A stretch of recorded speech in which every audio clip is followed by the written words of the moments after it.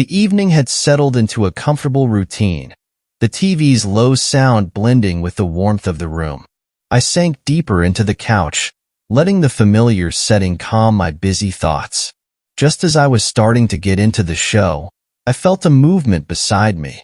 Robert had quietly moved next to me, his body lightly touching mine, and I could feel his warmth.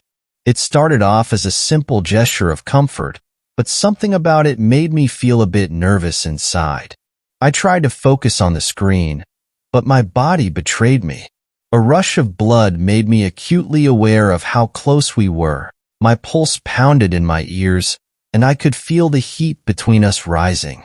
He wasn't just cute. He was irresistible, and I was drawn to him more than I could handle.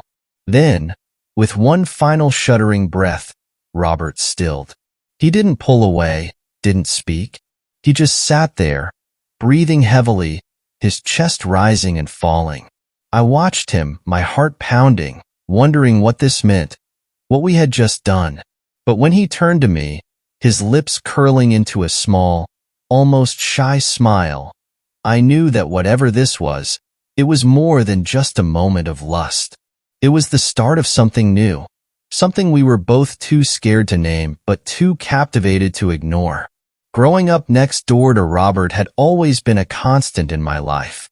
He was the boy I saw every day, the one I shared homework with, played video games late into the night with, and sometimes just sat with, saying nothing at all. We were neighbors, friends, brothers in all but blood. But there was always something more, a tension neither of us could quite place or were too afraid to acknowledge. David, the sensible one, the one with plans and a future mapped out, never let himself dwell on the way Robert looked at him sometimes, the way his touch lingered just a second too long. But it was there, simmering beneath the surface, waiting for the right moment to break through the walls they had built. That night was a turning point, the moment when everything changed. The stolen glances, the quiet smiles, the lingering touches, they all made sense now. But with that understanding came a rush of emotions neither of them was ready for. In the days that followed, they tried to go back to normal, to pretend that nothing had happened. But every time they were alone, the memory of that night hung between them like a heavy secret. The intensity of what had happened wasn't something they could easily forget or brush aside. David tried to rationalize it, to tell himself that it was a one-time thing, a moment of weakness.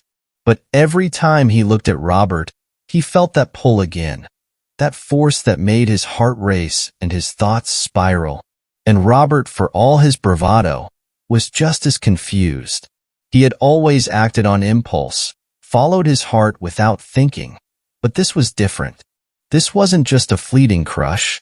This was real, and it scared him. They both felt it, the shift in their relationship, the way they looked at each other now, the way they touched. But with that shift came a wave of uncertainty. What were they to each other now? Were they just friends who had crossed a line? Or was there something more? And if there was something more, what did that mean for their future? The questions hung between them, unspoken but ever present. The more they tried to ignore them, the more they seemed to grow. Then came the night that changed everything. They were alone, sitting on Robert's bed, talking about nothing in particular. But there was an edge to their conversation, a tension neither of them could shake. And when Robert kissed David, it wasn't soft or gentle. It was desperate, hungry, as if he was trying to pour all his confusion and fear and longing into that one kiss. David kissed him back, just as desperately, and for a moment, it felt like everything was falling into place. But when they pulled apart, breathless and wide-eyed, the reality of what they had done hit them hard. They didn't talk about it. They didn't know how. They just sat there, side by side, both trying to make sense of what had just happened. And in the silence, they both realized something. This wasn't going to be easy. This wasn't going to be the fairy tale ending they had always imagined. This was going to be messy and complicated and probably painful. In the days that followed, they tried to manage this new reality. They stumbled through awkward conversations and stolen glances, trying to figure out where they stood. But the more they tried to make it work, the more it seemed to fall apart. They fought more often now, about everything and nothing. Little things that had never bothered them before suddenly became sources of tension. And every time they fought, the same thought ran through David's mind. Maybe this was a mistake. But for all the fighting, there were still moments of connection.